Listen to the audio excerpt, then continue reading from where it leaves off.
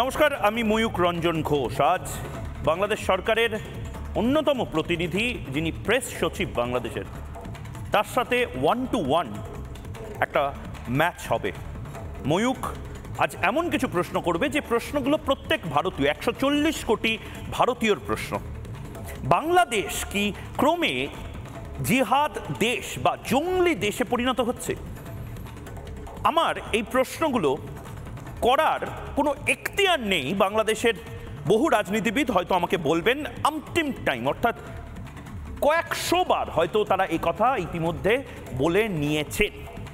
কিন্তু আবারও বলছি, আপনার পাশের বাড়িতে যদি আগুন লাগে, পাশের বাড়িতে যদি সন্ত্রাসী থাকে, আপনার দুয়ারে যদি ডেটোনেটর পাওয়া যায় বা এমন কোনো বিন লাদেনের মতন চরিত্র যে আপনার পাড়াতে এসে বসে, আপনাকে বাড়ি থেকে বেরিয়ে রাস্তায় এসে খোঁজ খবর নিতে হবে, প্রয়োজনে কান পাততে হবে পাশের বাড়িতে ঠিক কী হচ্ছে, কখন কে আসে, কখন কে যায়, গলি দিয়ে কখন কোন গাড়ি বেরিয়ে যায়, এই সমস্ত কিছু নিয়ে বাংলাদেশ আমাদের প্রতিবেশী ছিল, প্রতিবেশী আছে, প্রতিবেশী থাকবে। কিন্তু বাংলাদেশ এই মুহূর্তে যে অসভ্যতা বাংলাদেশে চলছে সেটা অকল্পনীয়।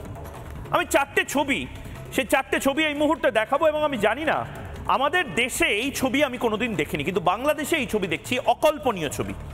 প্রথম ছবি আপনারা দেখেছেন ইতিমধ্যে, অন্তর্বাস নিয়ে ট্রফির মতন উড়াতে উড়াতে হাঁটাকে বলা হয় স্বাধীনতা। শেখ মুজিবুর রহমান জাতির পিতার মূর্তির মাথায় উঠে প্রস্রাব করাকে বলা হয় স্বাধীনতার অঙ্গ। এই সমস্ত কিছু সীমা পরিসীমা ছাড়িয়ে গেল যখন একজন ৭৭ বছর বয়সী মহিলা, একজন ভদ্র মহিলা, নারীর সম্মান নিয়ে আমরা এত কথা বলি, এশিয়ায় নারীর সম্মান রক্ষা নিয়ে এত কথা বলি, দেখা গেল যে তারা জুতো ছোড়ার কম্পিটিশন করছে শেখ হাসিনার মুখে, এবং যে শেখ হাসিনার মুখে, যে শেখ হাসিনার ঠোঁটে, শেখ হাসিনার অন্যান্য অঙ্গে জুতোটা মারতে পারবে তাদেরকে পুরস্কৃত করা হচ্ছে। আপনারা দেখতে পাচ্ছেন গণ অধিকার পরিষদের একাধিক নেতা এই ছবিতে রয়েছে। এবং তারপর সমস্ত সীমা পরিসীমা ছাড়িয়ে গেল যখন আমরা দেখলাম বাংলাদেশের 21শে ফেব্রুয়ারির আগে অমর 21শে বইমেলা, বাংলাদেশের একেবারে সরকারি পদে বসে আছেন যিনি, সেই প্রেস সচিব শফিকুল আলম, তিনি বাংলাদেশ বইমেলার উদ্বোধনের দিন খেয়ে তার যে ময়লা টিস্যু পেপারটি সেটা ফেলছেন এমন একটি আবর্জনা দানি বা ডাস্টবিনে, যেটা শেখ হাসিনার মুখ দেওয়া। আমি ফুল ফ্রেমে এক এক করে ছবিগুলো দেখানোর জন্য এবার বলবো। আমি প্রথমে সেই প্রেস সচিব যে ডাস্টবিনের মধ্যে ফেলছিলেন, প্রেস সচিবেরও স্টিল ছবি আমি দেখাবো, কিন্তু ডাস্টবিনের শেখ হাসিনার ছবি। আমরা নারীর সম্মান নিয়ে কথা বলি, এই হচ্ছে এই মুহূর্তের বর্তমান বাংলাদেশ। এর পরের ছবি একটি দেশের স্বাধীনতা, সেই স্বাধীনতার সবচেয়ে বড় উদযাপন হচ্ছে একজন ৭৭ বছর বয়সী একজন মহিলা প্রধানমন্ত্রী তার অন্তর্বাস চুরি করে। এর পরের ছবি আমি দেখাবো যেখানে